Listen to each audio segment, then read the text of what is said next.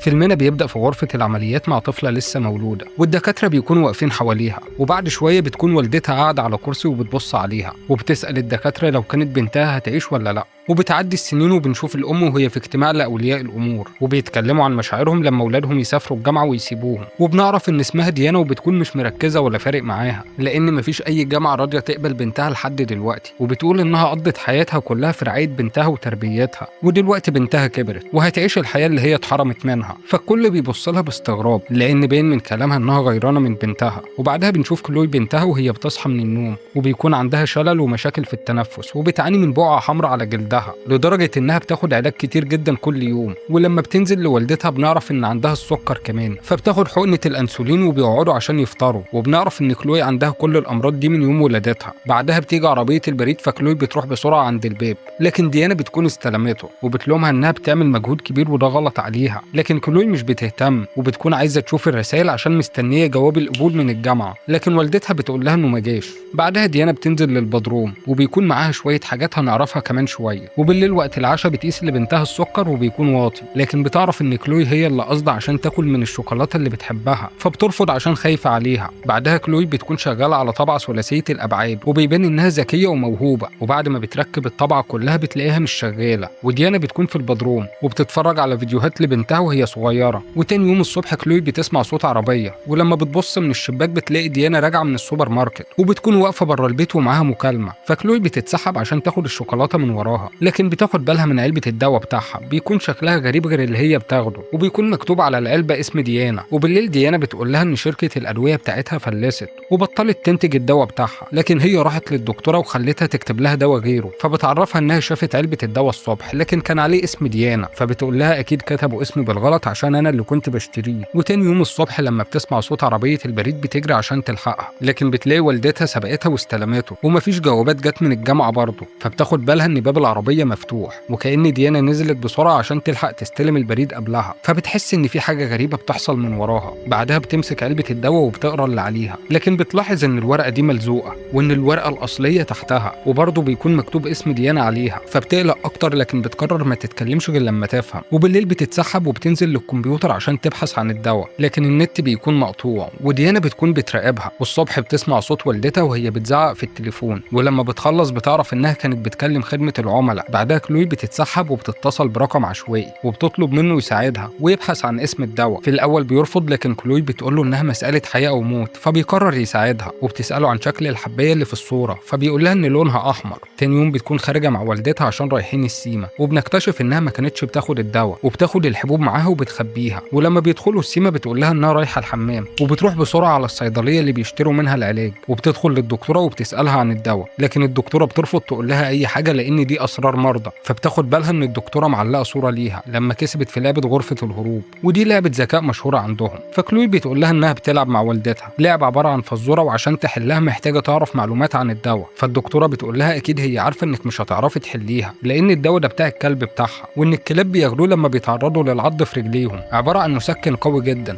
فكلوي بتسألها وهيحصل إيه لو أي إنسان أخده بالغلط، فبتعرفها إنه خطر جدا وممكن يسبب أعراض شلل. فبتتصدم وبتتعب وبتكون مش قادرة تاخد نفسها. في الوقت ده ديانا بتكون لحظة غيابها وبتدور عليها لغاية ما بتوصل الصيدلية وبتلاقيها تعبانة، فبتطلب من الناس يبعدوا عنها شوية عشان تعرف تاخد نفسها، وبتنتهز فرصة إن محدش شايفها وبتخدرها وبتاخدها على البيت وبتنيمها في أوضتها. ولما بتفوق بتلاقي الأكل جنبها، فبتحاول تخرج من الأوضة لكن الباب بيكون مقفول. فبتنادي على والدتها وبتقول لها عايزة أتكلم معاكي، لكن محدش بيرد عليها. فبتبص من الشباك ومش بتلاقي العربية، فبتجيب مفتاحين كده وبتحاول تفتح الباب لكن مش بيفتح معاها. بعدها بتبص من الشباك وبتفكر إزاي توصل للأوضة التانية، لكن بتقيس السكر الأول وبيكون واطي. فبتفطر الأول وبعدها بتجمع شوية أدوات عبارة عن أسلاك والحام وملاية سرير، وبتحط شوية مية في بقها من غير ما تبلعهم. بعدها بتخرج من الشباك والسلك في إيديها وبتفضل تزحف على السطح لغاية ما بتوصل لشباك الأوضة التانية، وبتحط مكوة اللحام على الإزاز. وبعد شوية بيبدأ يعمل شروخ بسيطة، فبترش عليه المية اللي في بقها وبيفرقع في لحظتها، وبتحط الملاية على الشباك عشان ما تتعورش وهي داخلة، وبتكون فرحانة إنها قدرت تعمل كل ده، لكن بتتعب وبتكتشف إنها نسيت البخاخة بتاعتها، فبترجع تاني لأوضتها عشان تجيبها، وهي في الطريق بتلاحظ إن سلك التليفون مقطوع، فبتدخل تجيب البخاخة وبتاخدها. بعدها بتاخد الكرسي بتاعها وبتروح ناحية السلم عشان تنزل، لكن بتلاقي إن أمها كسرت الزرار وقطعت السلوك عشان ما تعرفش تنزل، فبتتعصب وبترمي الكرسي وبترمي نفسها، وبتكون الوقعة صعبة جدا عليها، لكن بتتأكد إن ما حصلهاش حاجة. وهنا بتتفاجئ إنها قادرة تحرك رجليها، فبتطلع على الكرسي وبتخرج من البيت. في الوقت ده بتكون ديانا راجعة في طريقها، وكلوي بتكون طلعت على الطريق، ولما بتشوف عربية جاية بتستخبى بسرعة، لكن بتكون عربية البريد فبتجري تقف قدامها، والسواق عشان عارفها بينزل يشوفها وبيتصدم من منظرها، فبتحكي له اللي حصل وبيقرر يساعدها. في الوقت ده بتكون ديانا وصلت وشافتهم، لكن الراجل بيخبي كلوي وبيمنع ديانا انها تقرب منها، فبتمثل انها خايفة عليها وعايزة تشوفها، لكن الراجل بيمنعها،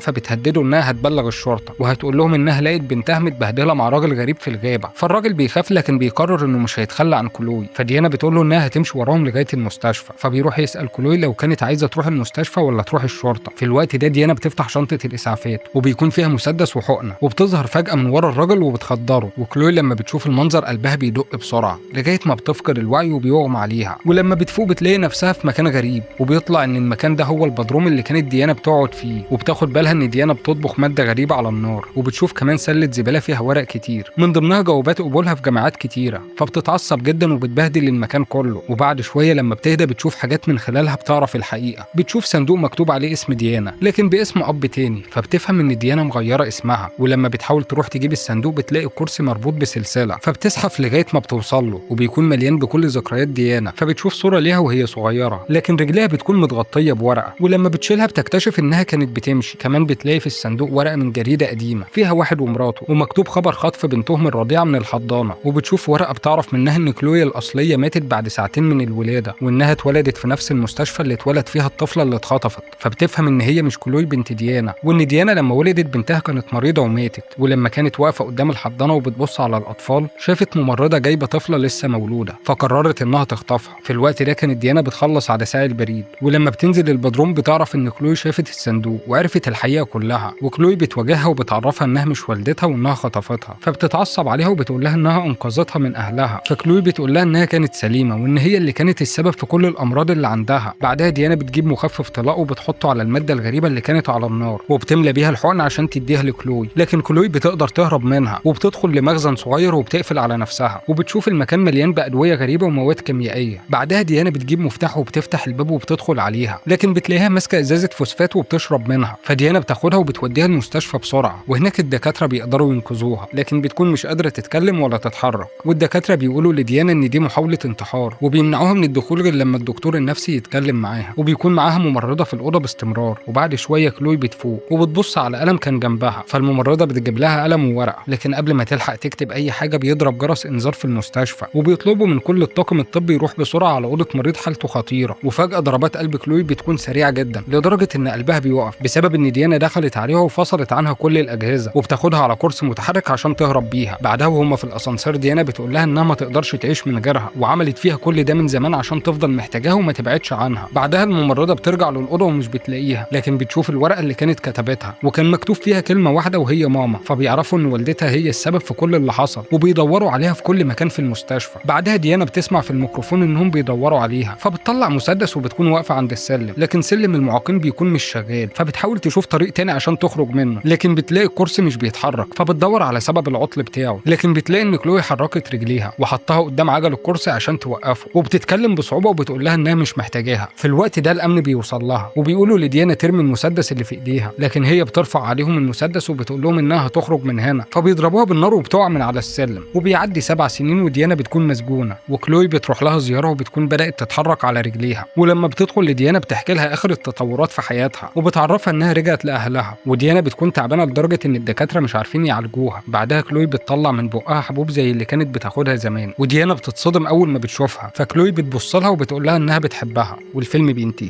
لو وصلت لحد هنا يبقى أكيد الفيديو عجبك، ما تنساش تعمل لايك وتشترك في القناة لو لسه مش مشترك، وفعل زر الجرس عشان يوصلك كل فيديوهاتنا. أشوفكم الملخص الجاي، سلام.